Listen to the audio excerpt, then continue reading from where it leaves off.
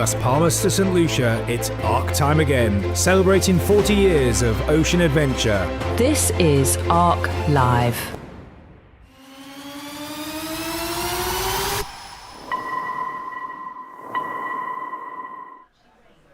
Hello and welcome back to ARC Live, telling the stories from ARC 2025, the 40th edition of the Atlantic Rally for Cruisers. The programme here in Las Palmas to Gran Canaria is well underway and our crews are having an awful lot of fun. Hopefully through ARC Live we're able to tell the stories of the sailors who are preparing for their Atlantic adventure and let those back home know what's going on. My name is Paul Tetlow from World Cruising Club, and this afternoon I'm joined by Runström, also from our team, who's our project manager for ARC Live and ARC Radio. Mats, good afternoon, and maybe you can tell us a bit more about what's on the live this afternoon. Yes, Paul, good afternoon and welcome everyone watching all around the world. Well, we have a full program prepared for the viewers today. We are going to have an exclusive interview with Jimmy Cornell, the founder of World Cruising Club, which we made earlier today on Link via London. We will hear a little bit about double hand sailing. What is that all about? Sailing with kids, and we will talk about sailing with pets as well. And then we will meet the tourism board here in Gran Canaria, the Turismo Gran Canaria, and we will also hear a little bit about the weather with Chris Tibbs. Yep, indeed. It's a really full programme at the moment with lots going on, and that's reflected in our live broadcast for this afternoon. The participants have been enjoying a full and busy time, but in our own schedules we took some time this morning to talk to Jimmy Cornell, the founder of the Atlantic Rally for Cruisers, find out a bit more about how it started in the early years. Here's my interview with Jimmy from earlier on today. Jimmy, hello and welcome to ARC Live. Thank you very much for joining us. I'm here in sunny Las Palmas. You were here in 1986 setting up the first event. Perhaps you could tell our viewers just what that was like and the inspiration behind that first event. Hi, Paul, and I'm very happy that you asked me to do this job because it's quite interesting to know how everything started, and it had a major impact on my own personal life. Very briefly, in 1976, I set off on a round-the-world voyage with my wife Gwenda and our children Doina and Ivan. I was working at the BBC. I resigned, but in spite of that, I continued working for the BBC throughout my voyage. We returned in 1981. I went back to my job at the BBC, and I was doing freelance work for Yachting World magazine. And they asked me one day to say, well, why don't we start looking at not just your voyages, but the voyages of other people? More and more people are interested in transatlantic and around the world voyages. So I went to Las Palmas, exactly where you are, in 1985. And I started talking to various skippers about their plans. And I noticed that there was a community feeling. There were about 30 or 40 boats in the harbor. People were crying when others were leaving. Everybody was very sad. They said, maybe we'll be able to meet you at some point in the future. So I said, well, this is crazy. I mean, all these people are crossing the Atlantic separately. Why doesn't somebody think of putting them together? So I went back to London, and I told Dick Johnson, who was the editor of Yachting World magazine at the time, I said, look, I think we should organize an event for these people because it's a shame that they will go separately when they could do it all together. So this is how the ARC was born in 1985, the concept. And we said, well, okay, no problem. We will see what the response will be. You have to remember, there was no email in those days. There were no satellite phones, nothing, just post. And the letters started coming. And we had hundreds and hundreds of letters of people who wanted to join. So we said, well, this is very serious. And indeed, it was very serious because at the start of the first ARC on the 25th or something of November 1986, we had 209 boats. And it was fantastic. They crossed to Barbados and everything was fine. And that was the end of it. No, it wasn't. Because the letters started coming, how about next year? You'll do another one. And I said, what do you mean by doing another one? So we said, okay, let's go ahead. And we did say, all right, there will be one in 1987. So in the second ARC, we had 197 boats. So the huge numbers for that time, and everything worked very well. And then I jumped forward. After that, we decided if they're crossing the Atlantic every year from east to west, we should also have something from west to east, which we had the Transarc, starting from the Caribbean, coming back to the Azores. 1 year after that, I decided if we do something across the Atlantic, why we don't do something around the world? So the first around the world arc, it wasn't called arc in those days, it was just the Around the World Rally. Was born, and so on and so forth. So just for you to understand that by now, rather not now because I'm not doing it anymore, although there is one exception, I was involved in 38 transatlantic events, 3 trans-Pacific events, and 7 around the world rallies. It's an absolutely incredible story about how it all began. I guess Las Palmas must be in a very different place in those days. So what kind of activities was happening maybe in the first arc and then in the few after that here in Las Palmas? Well, yes. I mean, the port was certainly not the way it is. I sent you a photograph of the quay. There were, maybe they could make 6 visiting boats. Everyone had to anchor. But the enthusiasm was there right from the beginning, on the one hand from the tourist board of Las Palmas, on the other hand from the Port Authority. Juan Francisco Martin, a very good friend of mine, eventually joined the Port Authority, and they were absolutely 100% on our side. So the really, I have to stress that the success of the ARC depends 90% not just on our work and our new work, but also the cooperation we had from the Port Authority and the tourism authorities in Las Palmas and in the Canaries generally. Absolutely, and that close support continues to this day with all the local organisations, and your name gets mentioned often when we go into these meetings of coordination with the various authorities and organisations around Las Palmas. So it started off as a sort of like a reaction to the number of boats that were here in 1985 when you first visited. But surely over the years, the Ark itself has inspired more sailors to participate, not just in the event, but in an Atlantic crossing as well. So I think you've got that legacy of inspiring transatlantic sailors since you started the event in '86. Yes, the inspiration, I agree, but there's possibly a more important factor to it. It was also safety. Yeah. My main concern, because I sailed around the world, by now I've sailed over 20,000 miles and I've never had any serious problems, but even in the first around the world voyaging that I did between 1975 and 1981, safety was something. People are not aware nowadays. They have GPS, they have all these aids to navigation. But in those days, one of the factors that was very important in the Ark and still is, was the safety factor. People knew that not only had this camaraderie and the support, logistical support, but the fact that safety in numbers. And this is why I believe, and I'm sure that you agree with me, that the safety factor is a very important attraction to the Ark.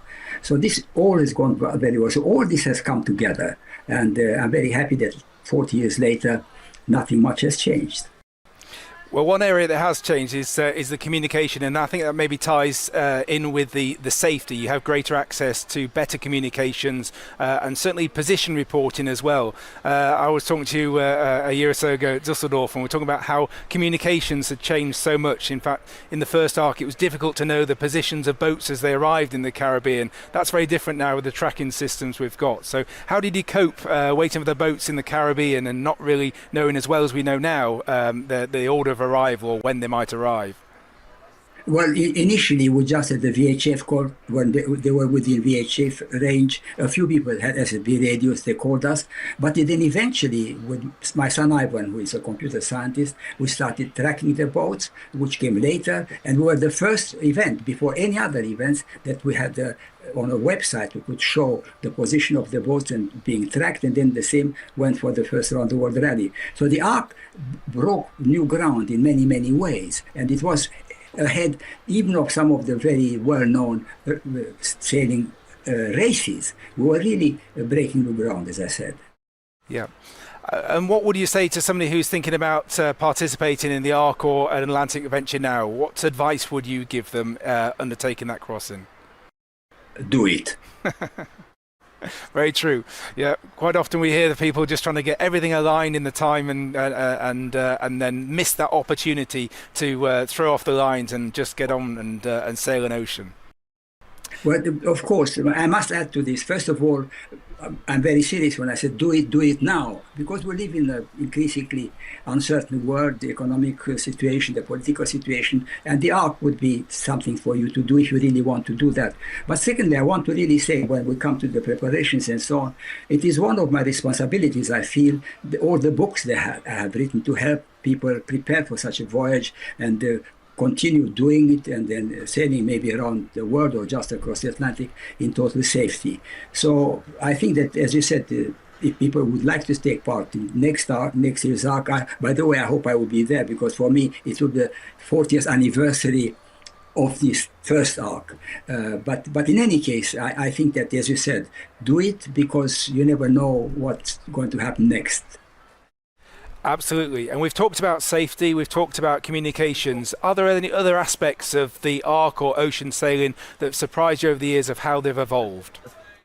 Yes, something that I don't agree with, and we try to avoid it in the early Arks. It's not a race. People that said I've won the Ark. No, you haven't won the Ark. You took part in the Ark. You managed to arrive in the Caribbean a bit quicker than the others, but it doesn't mean anything. It is not a race. And this is why I don't like when some of the boat manufacturers and so on exploit the Ark and the reputation of the Ark to show this is the boat that has won the Ark. No one has won the Ark. Everyone has won the Ark. Absolutely. I think in our prize giving in Saint Lucia, we take real care to recognise everybody who's participated. The prize giving that we have recognises boats in positions for their performance, but that's a half of the prize giving. The rest is to those who contribute to the spirit of the rally to make it what it is, and if that's contributing to the radio net, to supporting others, to being the most active in the shore life celebrations arriving in the Caribbean, then they're just as equal in getting recognition in our prize giving. So yes, we completely agree there. Jimmy, just what's on the cards for you at the moment in your sailing adventures? Well, fortunately, I'm only 85, so I decided perhaps I should do something more exciting than just publishing new editions of my various books and holding webinars all over the world. And like I just came back from Budapest yesterday from one presentation I did there.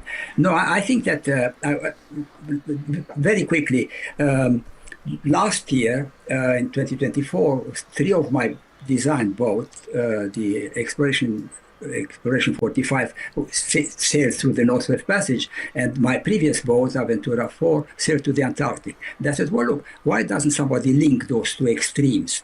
And so the High Latitude Challenge was born. It will start in 2026, next year in September. And this is not a rally, it's just an event. I want to describe it because I don't want our team to fly all over the world. Participants have to be very self-sufficient. But in any case, it will start from Cherbourg in France, sail down to the Antarctica, then across south to north, all the way to the Northwest Passage, and then through the Northwest Passage back into the Atlantic. And that already got 15 registered participants. So this is my latest project, but I'm not going to say that it's also my last, because I don't think there is always going to be a last.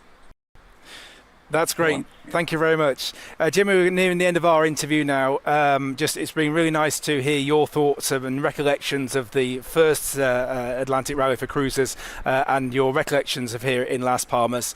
I'd just like to say before we finish, on behalf of all those participants of the Ark, since you set it up in 1986, thank you very much for founding something special. And we as World Cruising Club now hope to continue that spirit as it goes on for many years to come. So thanks very much for joining us and sharing your thoughts. Thank you, and all the best. So back in the sofa again in Las Palmas. That was Jimmy Cornell for you earlier this morning, interviewed by my colleague Paul Tetlow. So next topic up is double hand sailing, which is getting more and more popular. Instead of calling in a full crew when you're going on a regatta, you bring your spouse, man, husband, wife, a friend, or normally, as I do, my neighbor. Almost since the start in 1986, we have allowed 2 persons, a crew of 2. And I'm joined now in the sofa by Astrid and Roland from Sedim. Welcome. Yeah, hi, welcome. How is this afternoon? Well, after the funny shower we just had, all good, all good. Yeah, I'm that's getting the Las ready. Palmas weather for you. Yep. So, tell me a little bit about yourself and your boat. Well, we are Astrid and Roland. We are here as a double-handed team. We're from the Netherlands, and well, this is really our first time ARC. So yeah, we're here to explore all this. Yeah. So, how long have you owned the boat? The boat is really a project, so it's the first bigger trip we will do. We've started the project like 4 years ago, and since 1 year we are sailing the boat. All right. And I didn't catch it. What kind of boat is it? That's a Pegasus 50. A Pegasus 50. Okay, so it's a big boat for 2 persons. Yes, but it's the layout. It's all made for double-handed sailing, so that's the point. All right. We choose it specially because it's how you say the layout. Well, it's Equipped. the boat we feel is the best boat for us to sail double-handed. Yeah. Okay. Have you made any changes or amendments to the boat in order to prepare it for an Atlantic crossing? Not particularly for this crossing, but we've done a lot to upgrade the boat to our needs or to our the way we want to sail the boat. And we were able to work very closely with the yacht, Pegasus yachts, to set up the boat. So we've done some modifications on the deck plan, we've done some modifications on the rig, and all for the purpose of easy handling. Okay, okay. When did you start your journey from home? Well, actually, we had a baptism 19 September, and we wanted to leave that evening, but it was windy. The southwesterly was too strong, so we had to wait for a week. But from then on, we started England, first to Cowes, France, Spain, Portugal, and only last week we were here. All right. So it was a quite good shakedown on the way down from the Netherlands. Yes, indeed. Just, of course, the Iberian Peninsula. It was a problem with the orcas, so we had to take it easy, and we waited for the non-windy days. It took a bit away. It took the fun a little bit away. Okay. The orcas are a thing, and Yeah, they are there. We didn't want to hurt our boat. Yeah. So while you're out there on the ocean and sailing, what's watch system are you using? We will. Have you decided? Yeah, well, I think we stay with what we always did. So we are actually from a racing background. So we've done many double-handed races in our 34-footer, Rorik races, channel races, fastnet races, this kind of stuff. And that's well, this is our first real cruising adventure, and I must say it's a bit of a shake-up for us as well, and some getting used to. So whereas we sleep very little in a race, we found on the coming here we actually sleep a lot.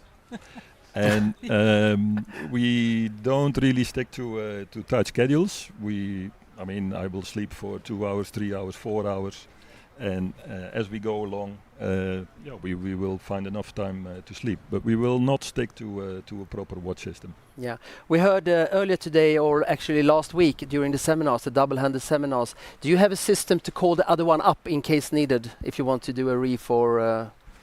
That's just shout very hard. All Shout right. really hard. So you have trained on that We are very well trained. because you are married. Yeah, yeah, Okay. yeah. Well, we are married, and And still are. and we still are. Yeah, yeah. All right.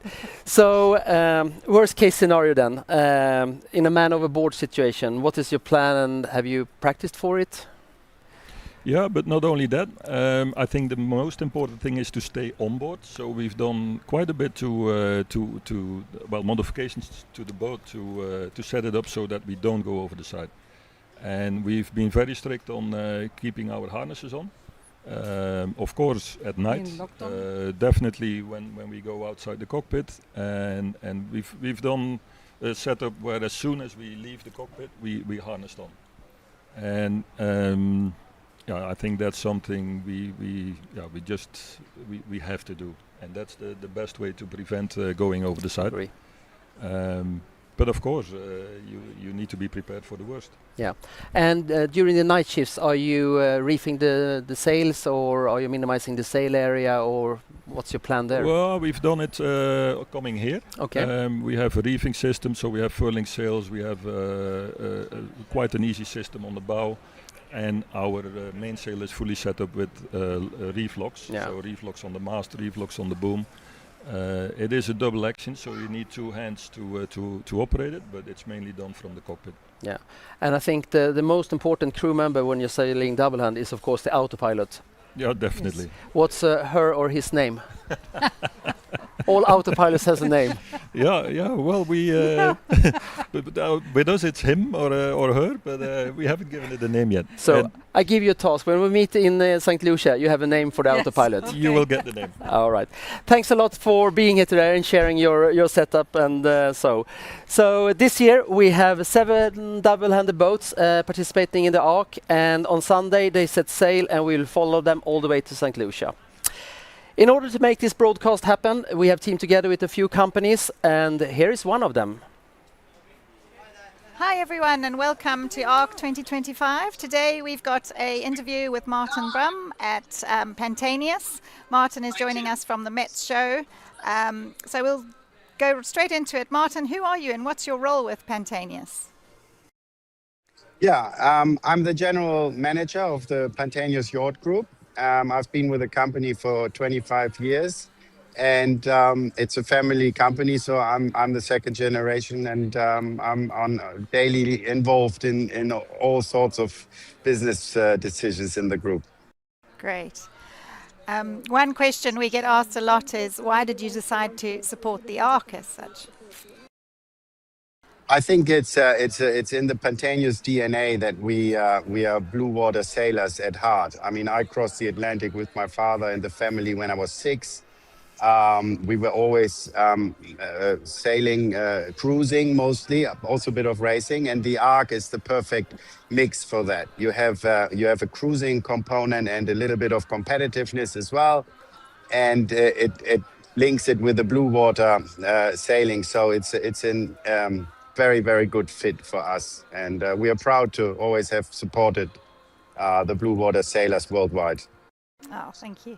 Can you tell us what our viewers should look out for in an insurance policy if they are planning a serious blue water crossing like the Ark? Well, first of all, I think it starts with the partner and the company itself, because the wordings for insurance are one thing.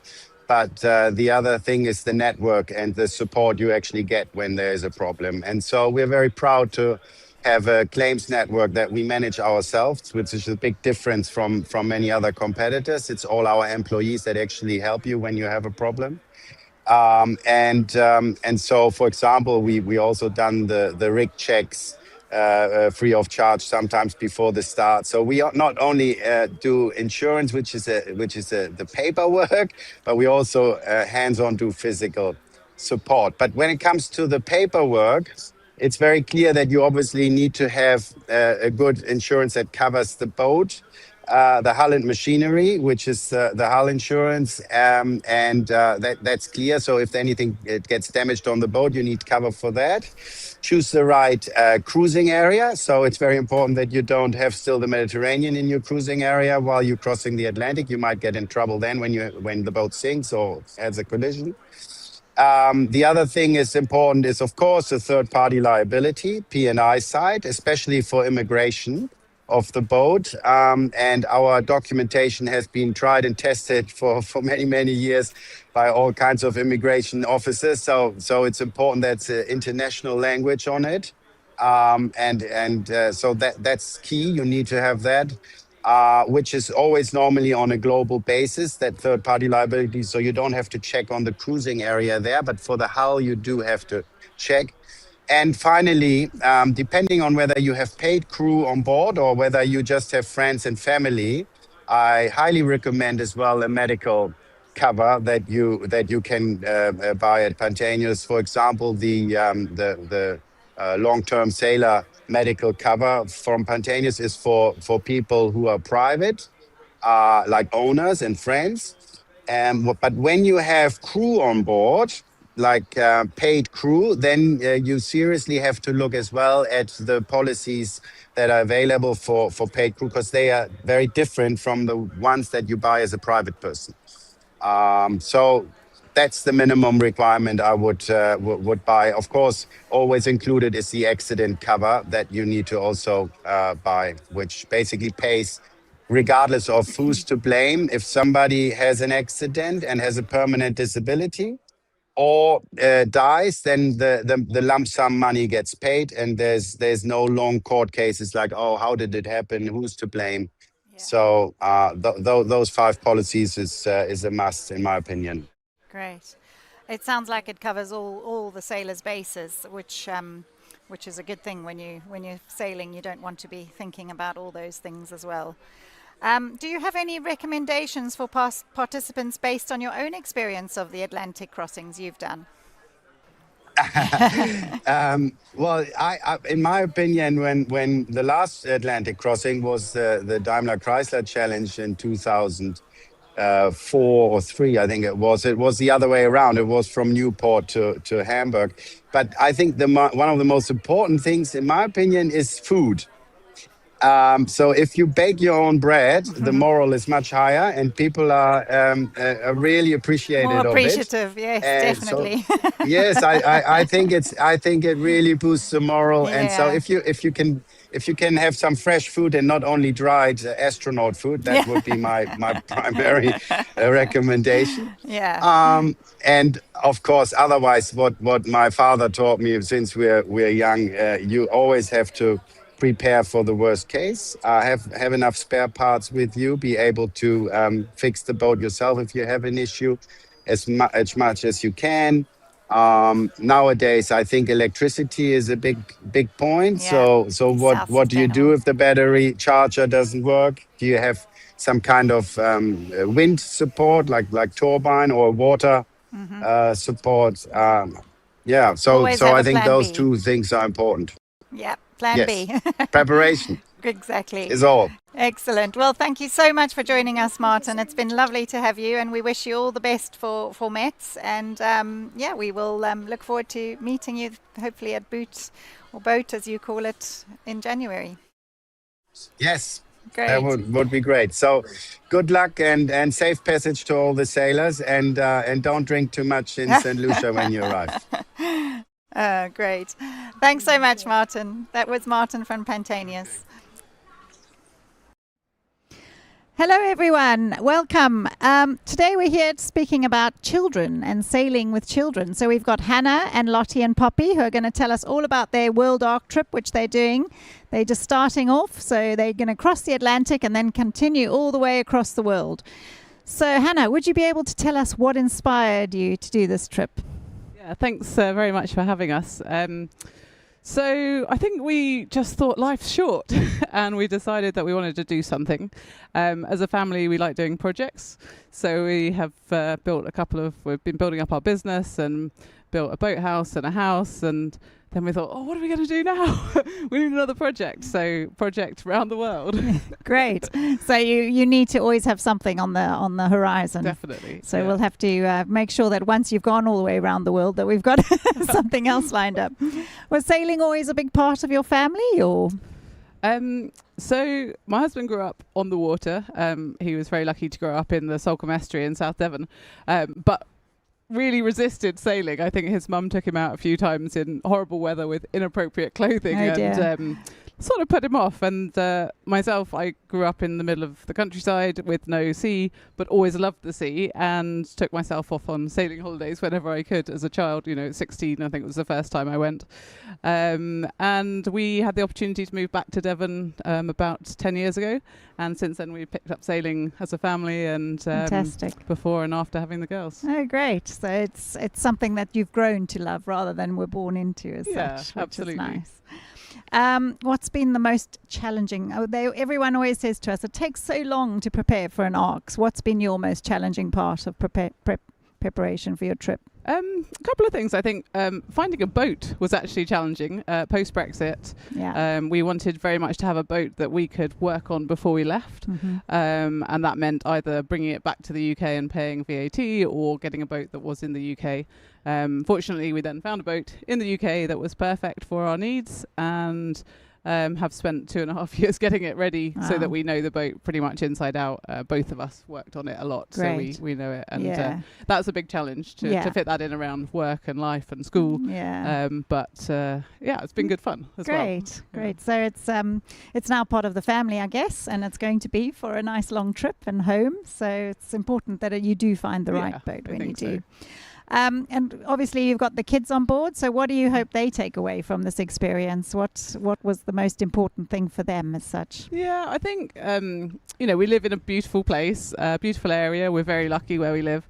But it's quite a narrow audience. It's a small town with not very much diversity, and we just wanted to push them a little bit out of their comfort zone, see the world, understand different cultures, understand different languages, food, everything really, that you just don't always get to do in everyday life at home. Yeah, so moving out of that bubble. Yeah, absolutely. How do you plan to balance your sailing and schoolwork and family life and juggle everything that's going to be going on? Yeah, that is a challenge. I mean, we left home in June, so we've been on the boat now for about 5.5 months. So we've kind of got into the normal living on board. But, we can never finish a conversation. We can never really plan anything. Sometimes we want the kids just to go to bed so that we can talk about sailing tactics or where we're going next, or make plans for the next steps. But, it's a privilege to be able to have this time with our children when they're young. And, whilst we may never finish a conversation, we do have amazing experiences as a family, and so, we don't mind. You'll definitely look back on it and go, oh, most amazing years of your life, that's for sure. Right, Poppy, how old are you, and what do you most like about living on a boat? I'm 8, and I like just being able to just jump in the water whenever I want to. Yeah, the whole ocean's your backyard, isn't it? Yes. It's very fun. Good. And Lottie, what's your jobs on the boat? Do you have any chores and things that you do on board? Well, I sometimes make my bed, do the curtains, wash up, do the main sheets and that sort of stuff. My word, that's a long list. I wish my 2 boys at home would do that. I don't think they did it at home. New chores. We'll see how it lasts. And how do you feel about doing your schoolwork on the boat? You do all these chores, but what about schoolwork? Really good at it. Yeah? Not the best, but really good. But you can incorporate all those lovely islands that you visit and things into your schoolwork, and all the volcanoes and things that you see. That'll be good fun, won't it? Yes. School trips. One big school trip. And Lottie, what's the one thing you tell your friends about when you talk about your adventure? Oh, sorry, Poppy. I was meaning Poppy for that one. Well, all the rays we've seen and lava bubbling, watching all the live volcanoes. That's amazing, isn't it? And the turtles and everything like that. Oh my goodness, you have got lots of stories to tell your friends. All of the reefs and sharks. Oh, amazing. What animal do you think you're most looking forward to seeing out there? I quite want to see some sharks. Sharks. And turtles. And turtles. Turtles are always a good one. You'll hear them before you see them. Great. Well, thank you so much for joining us and sharing your family story. It's amazing to see that families are out there enjoying the water and are just as participants in the Ark as the racing boats as such.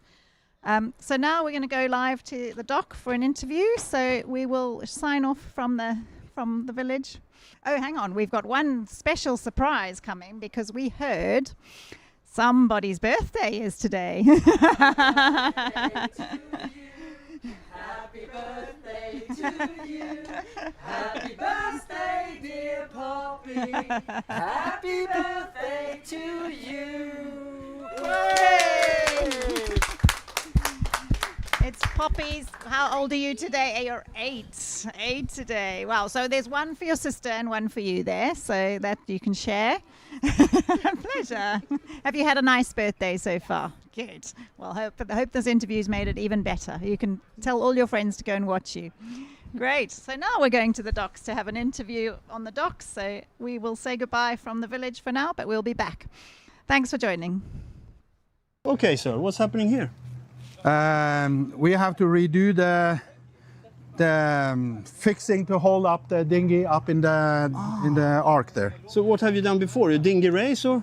No, I didn't do that because I saw it was too hard competition. So I carried the Norwegian flag. Ah, okay. That was my job yesterday. Yes.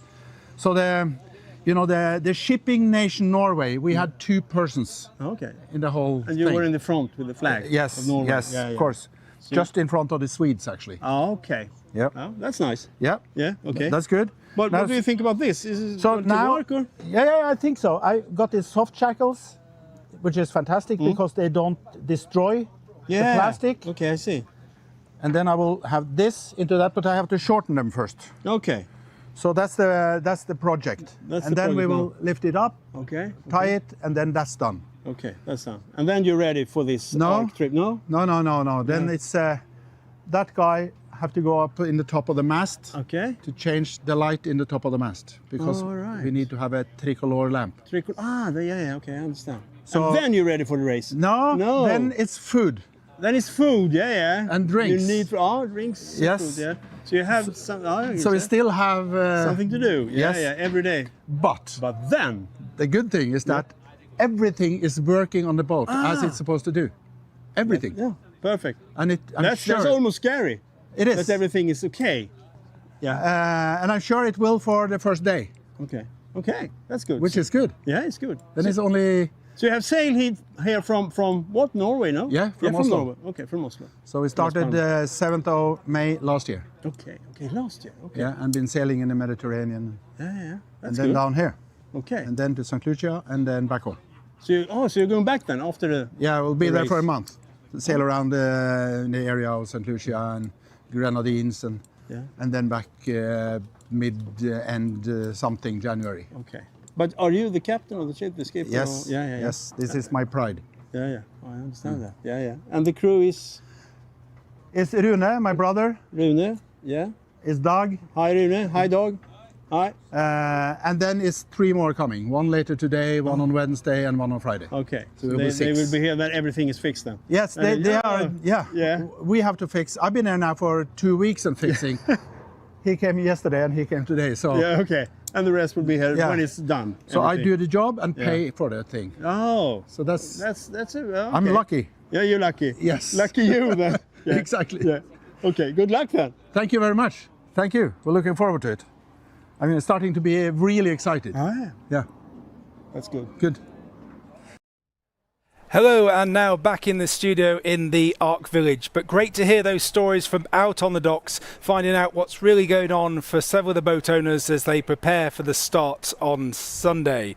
So I'm joined by Saro and Sribo from Turismo Gran Canaria and Danny Quintana from the Ayuntamiento of Las Palmas de Gran Canaria.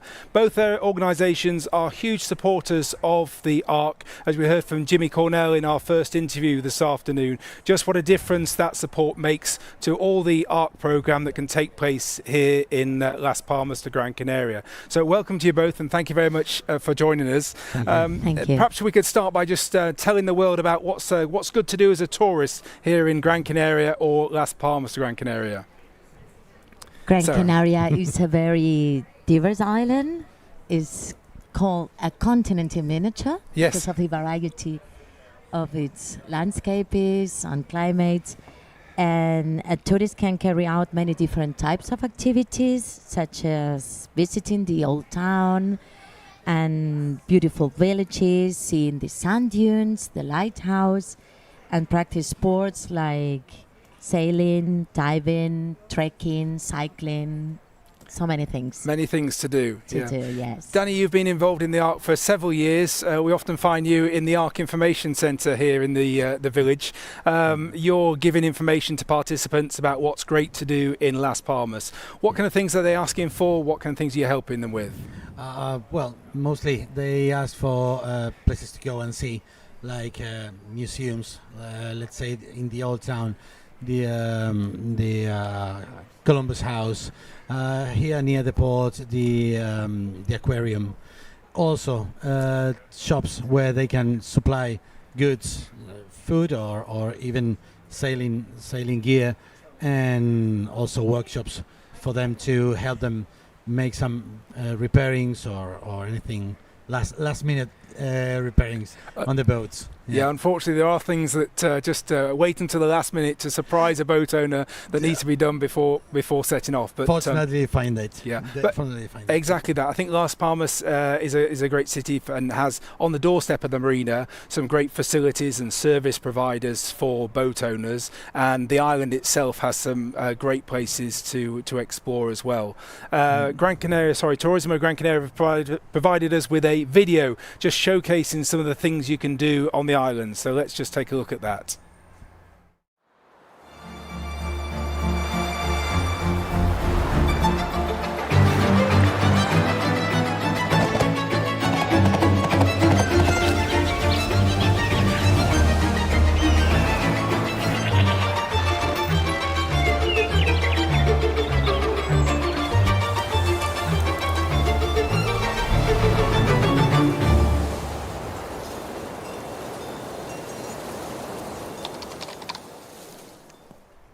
Great to see some of the sounds of and sights of Gran Canaria there.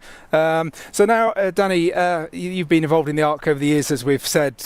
What does the ARC do for tourism here in Las Palmas? Well, it puts us in the map, especially since the very beginning as a tourist destination, especially for sailors, like a stop in the mid-Atlantic. It suddenly, Las Palmas, Gran Canaria, just had its name in the sailing world, so it puts us, as I said, on the map, and like a reference, like a port where sailors know that they can come here and not only just make a stop, that they also get to know a city. Yeah, and have a place to enjoy. Correct, yeah. It's like our house, and we open the doors for them just to welcome and enjoy the same things we enjoy. Yeah, and of course the ARC is crossing from Las Palmas to Gran Canaria at the very beginning of the season, and following in the wake of the ARC Plus and the ARC, there's many sailboats that come to Gran Canaria and then set off on their Atlantic journey. Sarah, any thoughts about what the ARC means to the island of Gran Canaria? As Danny says, it put us in the map, and it helps to make from Gran Canaria a very important destination for sailors. Is an unique event in Gran Canaria. We have so many events, as you know, but it's the most important nautic event in the island, without doubt. Good to hear. And I think from World Cruising Club's point of view, and as we work together in our preparations for the rallies, trying to get the involvement of the town and the island in what we're doing here is something that we've worked hard on over the last couple of years. It was lovely to see the dinghy race last weekend, and the nice crowd that we had gathering around, and the local participation from some of the yacht clubs in Las Palmas, and also we've got the start on Sunday, when we can probably expect quite a few people watching from the breakwater as the boats depart.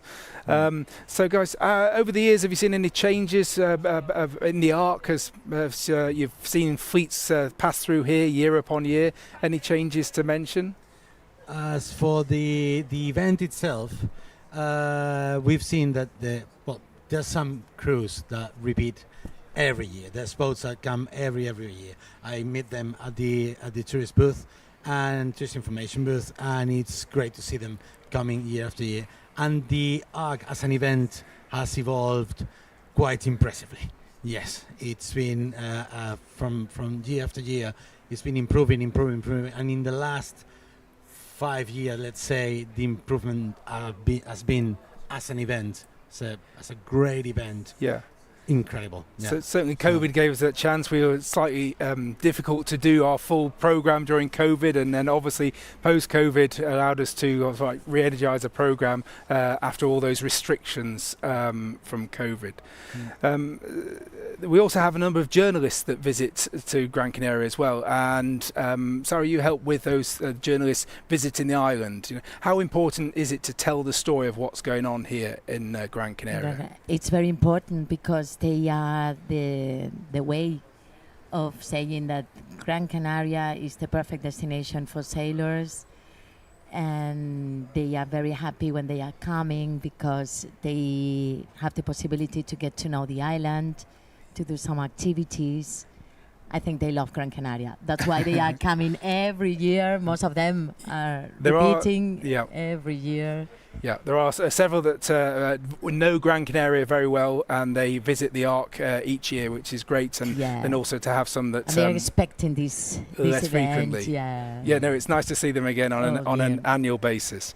Yeah, and obviously we're really grateful for those journalists for the coverage that they give to the Ark and to the island and to the town as well.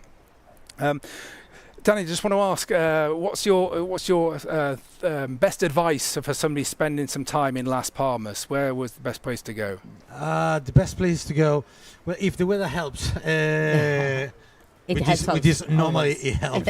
It's quite a rainy day in Las Palmas today, which is unusual. But we're coping. It's an exception today. Yes, but especially if for sailors, the Columbus House, the Columbus Museum, is a must. Is a place to go. Of course, Alcantara's Beach, and just stroll around the city, to go to different shops or anything, and enjoy the gastronomy, which has also improved year after year. Yeah, great. And Saru? I think Gran Canaria has everything, has a very good flight connection, a very good climate all year round. Okay. Today accepted. Today is an exception.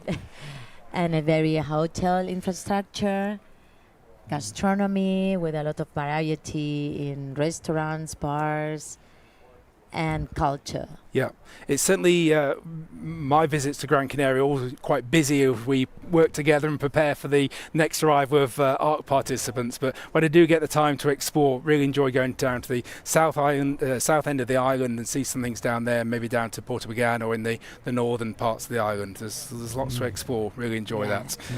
And I remember we're going on the Forester trips as well into the highlands. That was a nice thing to do as well. Yeah. So guys, thank you very much for joining us this afternoon. Thank you very much for your organisations, their support that they give to the ARC year after year. We really appreciate it, and thanks very much for joining us this afternoon. Thank you very much for coming to Gran Canaria. Our pleasure, and long may it continue. Yes, please. Okay, that's it from our desk over here. We've got some programming continuing, and I gather we've got some animals in the studio. Yeah, that's correct, Paul. And sailing with pets is the next topic coming up. And every year we have a few boats where we are sailing with pets, mostly dogs and cats. And we're sitting here with Merle and the dog Hoop from the boat Lara. Welcome. Welcome. We are getting you a microphone as well. Just keep it close and then we go on. So welcome. Now we do it again. And welcome to the show. And Lara, what kind of boat are you sailing on? We are sailing on the boat Lara. Okay, and it's a monohull or catamaran or? It's catamaran. Okay, and where did you start your journey? We started our journey from La Rochelle, France, and by the end of the spring we ended up in Porto. Yes. And from in the middle of September, we started our way here to Gran Canaria, and we stopped by on Porto Santo and Madeira. Oh, that's lovely. It was. Yeah, and then down the way here to Las Palmas. Yes. All right, okay. So, going over to you, Hip. I think he's a little bit tired, huh? Yeah. What is that? So, I think I continue speaking to you, Merle. Hip, what breed is he? Hoop is Jack Russell Terrier. Okay. And after these few crossings you have done now, does he get seasick? No, he has never been seasick. All right, well, that's fantastic. But being on a boat, you have the sails are flappering, the halyards, the sheets and everything. Does he get scared of anything? Yeah, if we are sailing, then he's a bit stressed at first, but he adjusts. But definitely he likes more to sail with motors. Oh, okay. So he's a motor sailor dog. It's a motor yacht boat. Ah, okay, all right. Well, you're not going to sail over the Atlantic, Hup, but I think that will go fine. So I was thinking a little bit about the paperwork that you need to prepare before you are leaving. What have you done? Technically, we had to do all the vaccines. Okay. But we already had them. They are valid. And also the rabies titer test. Okay. This is something that you need at Saint Lucia, so you don't have to do the quarantine. Does that need to be in a certain time limit? Like it can't be older than... It lasts a year. It's lasts a year, okay, all right. So how does it work with an animal? Does it have a passport or... Yes, he has a passport, and our Estonian dog has Spanish passport, because it happened last time when we flew home from Gran Canaria that we lost the pet's passport. Ooh! And we had to just take a new one from Barcelona. So if a dog loses his passport, do you go to the embassy, or what do you do? Well, we didn't know at first, but we asked ChatGPT. Okay. So, and good source.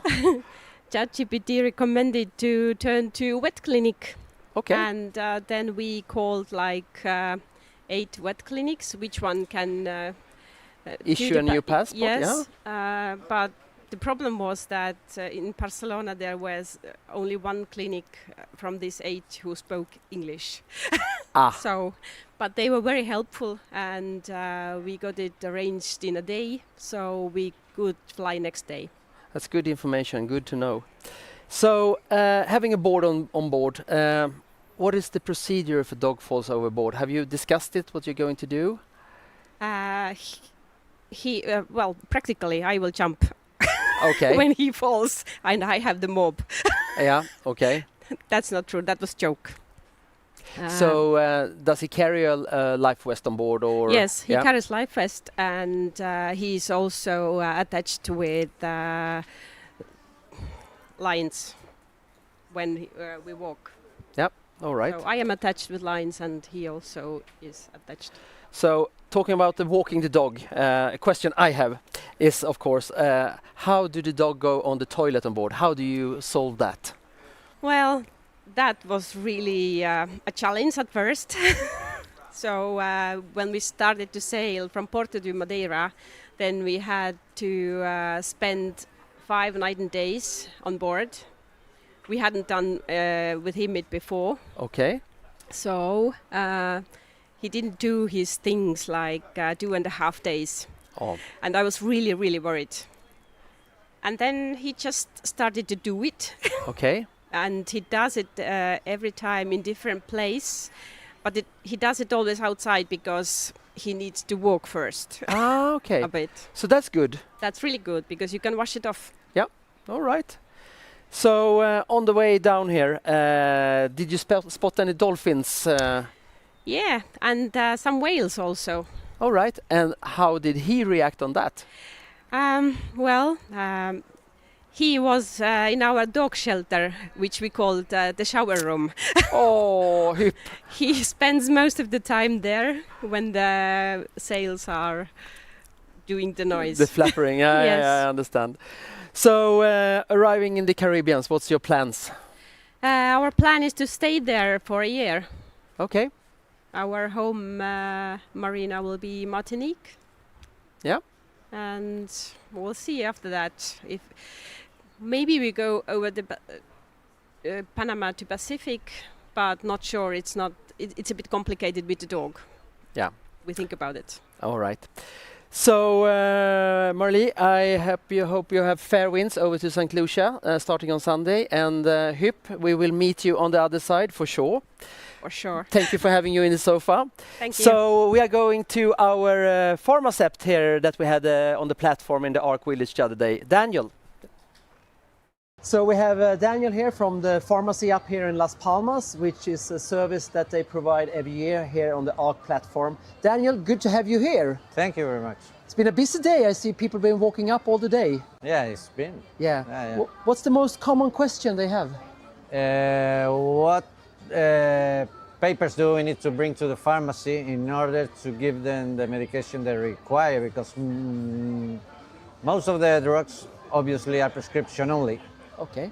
And if they bring the skipper's passport and the boat registration certificate, then we are allowed by the Spanish authorities to supply with these drugs, antibiotics or painkillers.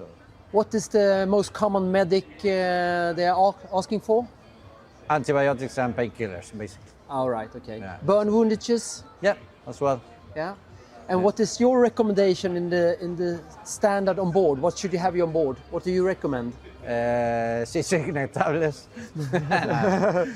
Maybe some rehydration salts. For me, it's important in case you have diarrhea or vomiting. Or, yeah, you know, there are lots of illnesses, so basically a bit of everything. Yeah. Maybe eye drops, ear drops in case of infection. Or yeah. And can people also, if they have local, their own prescriptions, can they get the medicines? Yeah, no problem. Okay. So you're a full service, one-stop shop?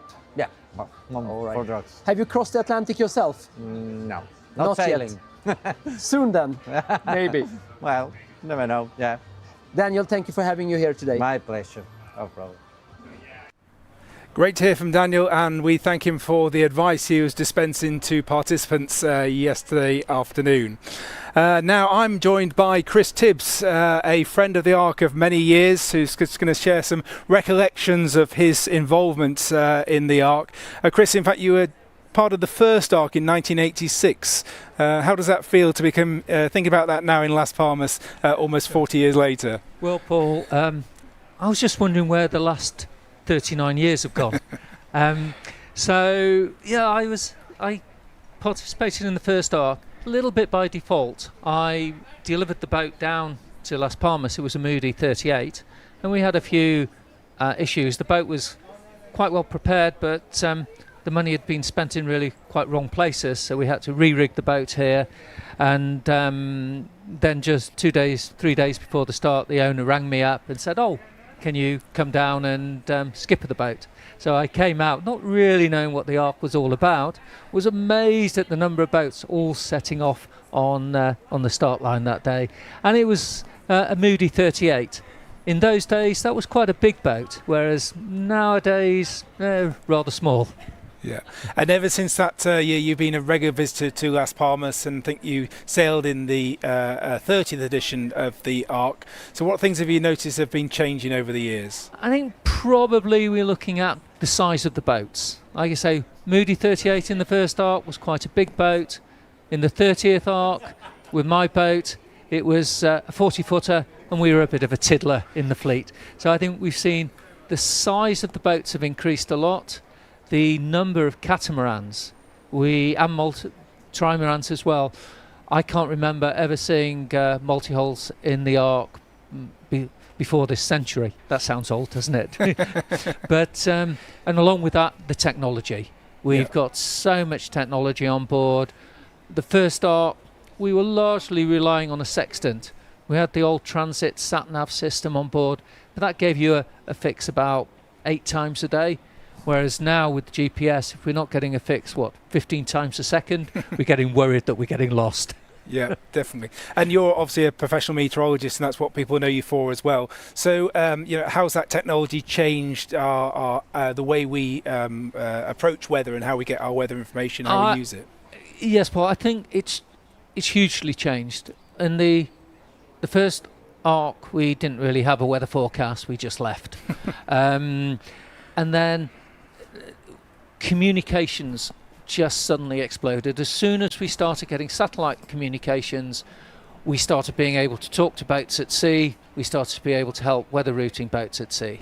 Over the years as well, the weather models have improved. So whereas we might have said, oh, we've got a reasonable idea for 3 days, maybe 5, we're now looking at models that are pretty accurate. Perhaps not in the detail, but in the general pattern for 10, 15 days. So not only can we look at the weather and see it in a much greater detail and accuracy, we can pass it to the boats. And whether that's via a small email with boats with satellite communications, with satellite phones, or much bigger files with people with Starlink or something similar. Yeah. Yeah, Chris, you've sailed many oceans, both professionally and for yourself. What do you enjoy most about being at sea? Well, Helen, my wife, says I become a different person at sea. It's easy. It's nice. I love it. All the troubles of land go away, and all you've got is yourself, the boat, and nature. And that's not changed. That is exactly the same as it was 40 years ago with the first ark. We were looking at what are we doing? It's the weather, it's the waves, it's the boat, and how we sail it. Yeah.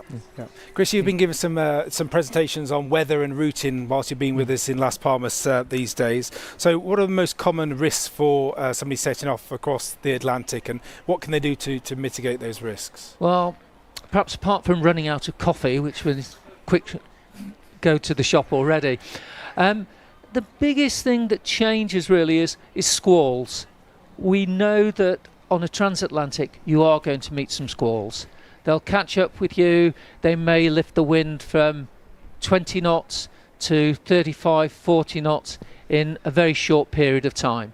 So I think squalls is the one thing for people to look out for. We can monitor them better nowadays because we've got radar, but it's still keeping your eyes, as we say, keeping your eyes out of the boat, looking at the clouds, looking at the squalls. Are they going to come nearer to us, or are they going to pass us by? So I think the one thing to watch out for is squalls. Yeah, thanks for that. And for 2025 departure, obviously we're 4 days away from the start on Sunday. What are the general conditions we're seeing at the moment, and how might they affect the fleet on start day and just after? I think mainly the wind will be probably northeasterly on the start day, which is what we would normally expect, and then it'll probably go a little bit more easterly. That'll be earlier than we normally expect the easterly. Normally you've got to go south, get down close to the Cape Verdes when you pick up the more easterly wind.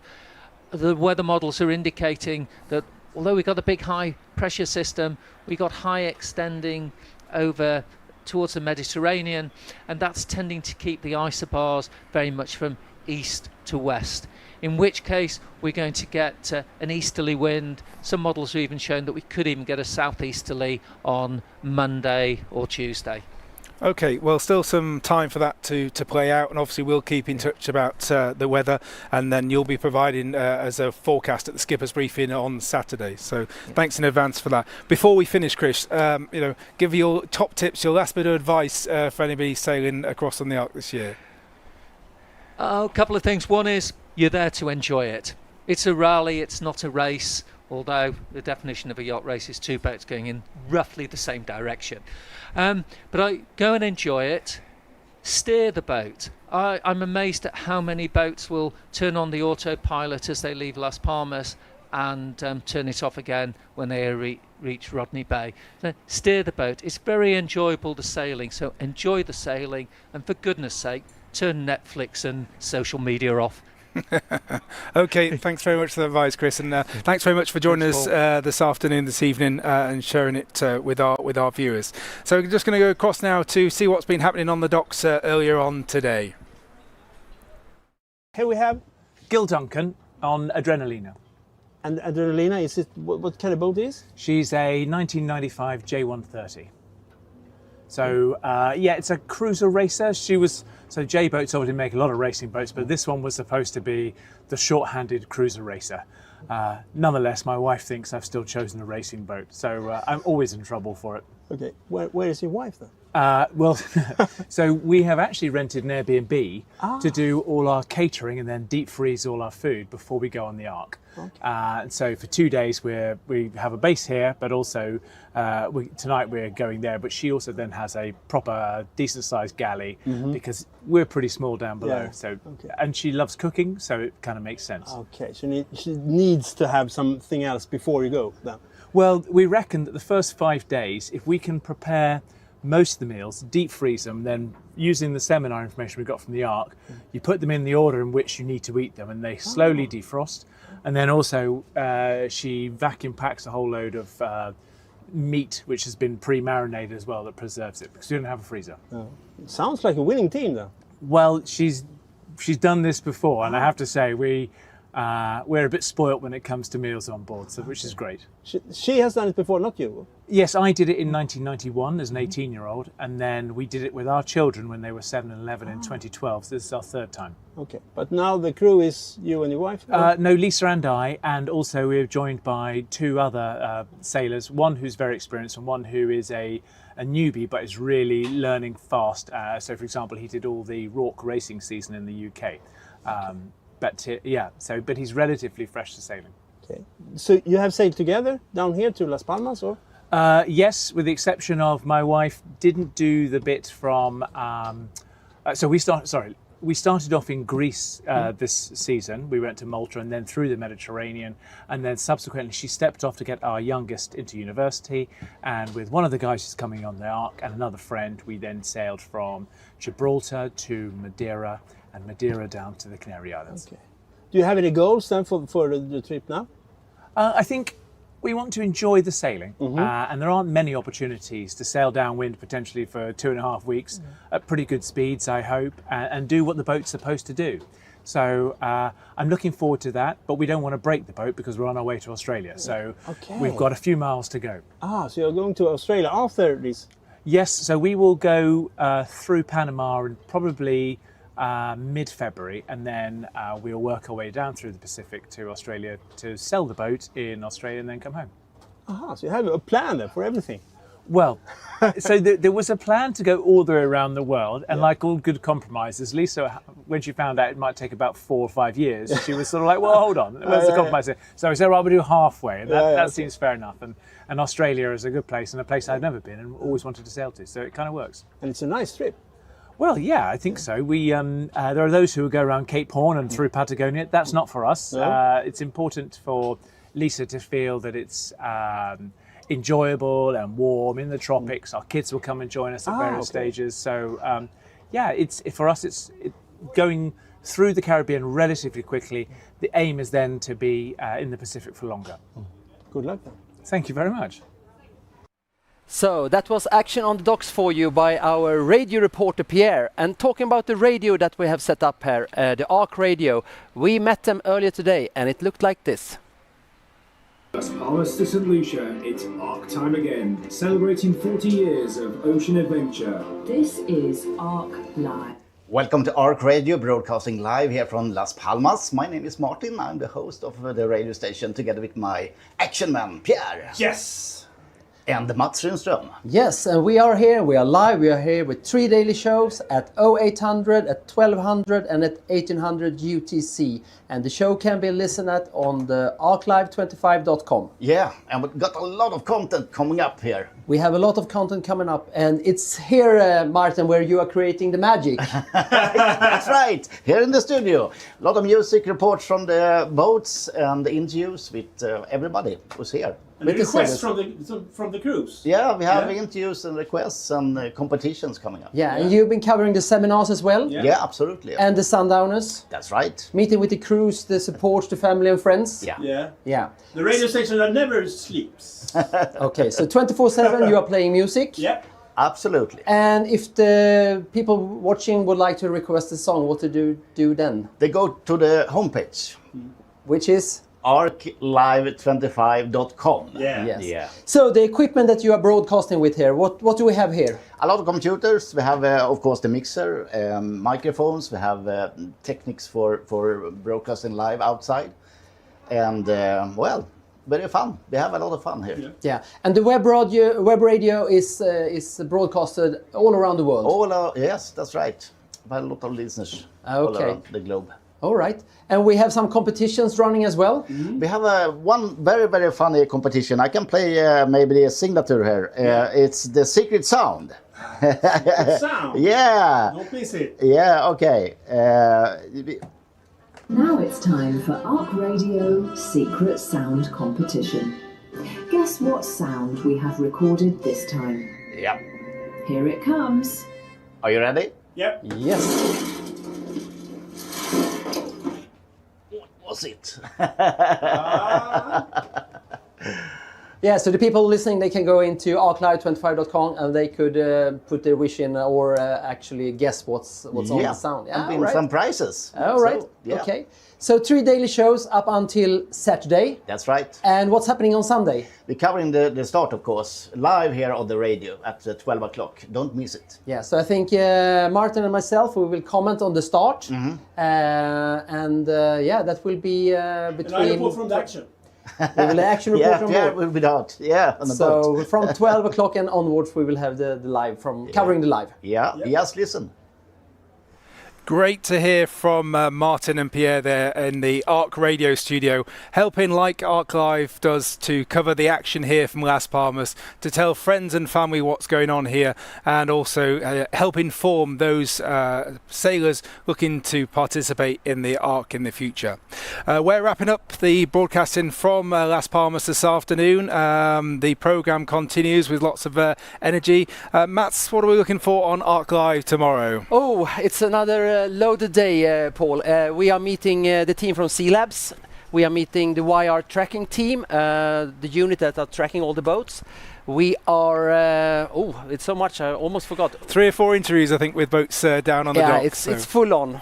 Yeah, so another good time to tune into us tomorrow at 1600 hours UTC. We'll be live from Las Palmas, covering all the activities going on with the preparations of ARC 2025, the 40th edition of the Atlantic Rally for Cruisers, and their preparations for the start. So thank you very much for joining us. Thank you to the team, and we look forward to seeing you tomorrow at the similar time. Thanks very much, everybody. Enjoy your day.